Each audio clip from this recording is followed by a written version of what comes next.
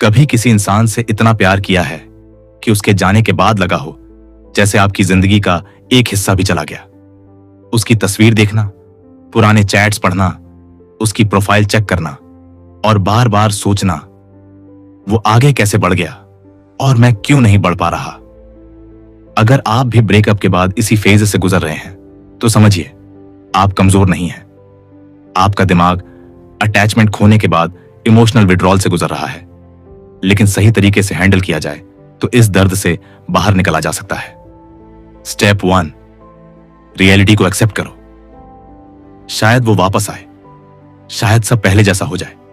यही सोच हीलिंग को रोकती है।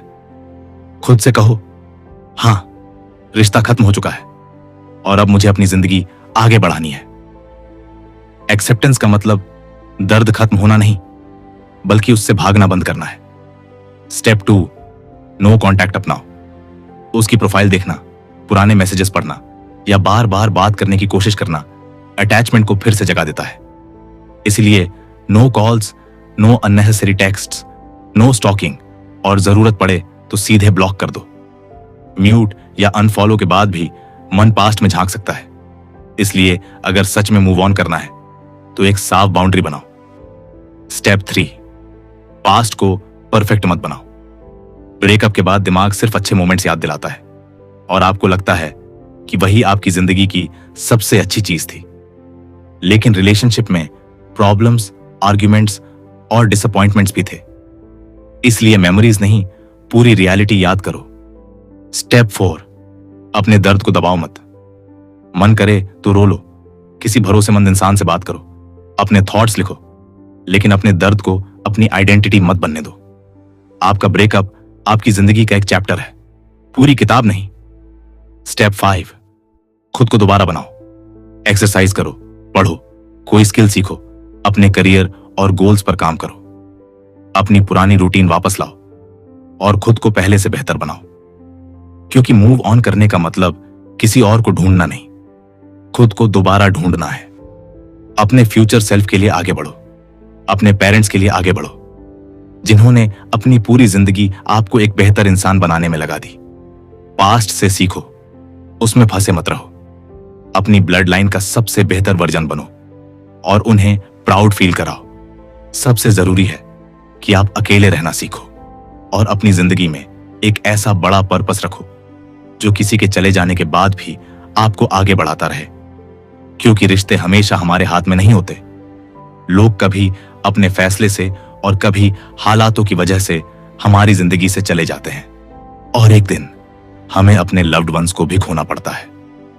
इसीलिए किसी के जाने के बाद खुद को मत खोना। अपने दर्द से ग्रो करो और अपने लिए, अपने लव्ड वंस, अपने समाज और अपने देश के लिए लगातार आगे बढ़ते रहो। विक्टर फ्रैंकल एक ऑस्ट्रियन साइकाइट्रिस्ट और हॉलोकॉस्ट सर्वाइवर थे, जिन्होंने अपनी पत्नी, मां और भाई को खो दिया, लेकिन अपनी जिंदगी को वहीं खत्म नहीं होने दिया। 1945 में लौटने के बाद उन्होंने अपनी जिंदगी दोबारा बनाई, लोगोथेरेपी विकसित की और मैन्स सर्च फॉर मीनिंग जैसी किताब लिखी, जो आज भी दुनिया की प्रभावशाली किताबों में गिनी जाती है। उन्होंने अपने दर्द को अपनी पहचान नहीं बनने दिया, बल्कि उसी दर्द से मीनिंग और पर्पस निकाला। और शायद ब्रेकअप के बाद हमें भी यही करना है। दर्द में फंसना नहीं है, उससे सीखना है, खुद को मजबूत बनाना है और अपने फ्यूचर सेल्फ के लिए आगे बढ़ते रहना है। स्टेप 6, किसी नए इंसान को रिप्लेसमेंट मत बनाओ। अकेलापन आपको जल्दी किसी नए रिश्ते में ले जा सकता है, लेकिन अगर दिल अभी भी पुराने रिश्ते में है तो नया रिश्ता हीलिंग नहीं करेगा। पहले खुद के साथ कंफर्टेबल होना सीखो, फिर किसी और को अपनी जिंदगी में जगह दो। और याद रखो, मूव ऑन का मतलब उसे हमेशा के लिए भूलना नहीं है। कुछ मेमोरीज रहेंगी, कुछ सॉन्ग्स और कुछ जगहें उसकी याद दिलाएंगी, लेकिन एक दिन याद तो आएगी, पर दर्द नहीं होगा। और उस दिन आपको समझ आएगा कि आपने उस इंसान को नहीं, खुद को दोबारा पाया है। हीलिंग का मतलब अतीत को मिटाना नहीं, बल्कि इतना मजबूत बनना है कि अतीत आपका भविष्य तय न करे। लाइफ है, लोग आते हैं, लोग जाते हैं, और ये सिर्फ आपके साथ नहीं हुआ, आप अकेले नहीं हो। अब फैसला आपका है, इस ब्रेकअप से मूव ऑन करके अपना बेस्ट वर्जन बनना है या उसी जगह फंसे रहना है। ये आपकी जिंदगी का एक बहुत इंपॉर्टेंट डिसीजन है, इसलिए अपने फ्यूचर सेल्फ के लिए आगे बढ़ो। अगर यह वीडियो आपको पसंद आई हो तो इसे लाइक करें और किसी ऐसे दोस्त या परिवार के सदस्य के साथ शेयर करें जो अभी ब्रेकअप से गुजर रहा है। ऐसी ही मीनिंगफुल वीडियोस के लिए राइज विद इंडियंस को सब्सक्राइब करना ना भूलें। फिर मिलेंगे एक नई वीडियो के साथ।